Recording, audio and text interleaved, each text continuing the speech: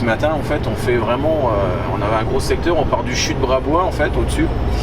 Et en fait, après, on redescend jusque Viternes. Et toute la partie là, depuis ce matin, elle était enneigée. Et plus on passait, plus il y avait de neige. On a des collègues qui ont commencé à 2h du matin.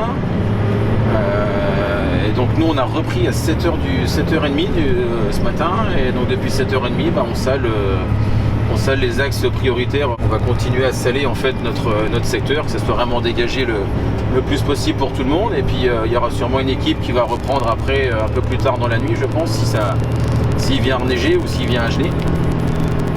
Parce que c'est vrai que la route là, elle est quand même. Celle-là, on n'est pas encore passé. La route est vraiment bien blanche.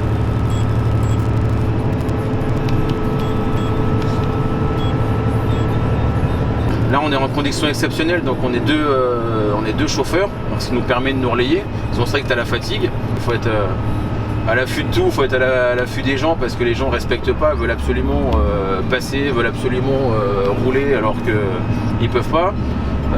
Puis également au niveau de l'état de la route, parce que l'état de la route, quand tu vois que tu as beaucoup de neige comme ça sur les côtés, souvent tu n'arrives pas trop à différencier le talus et de la route et essayer d'être attentif à ça, à pas mettre le véhicule sur le bas-côté.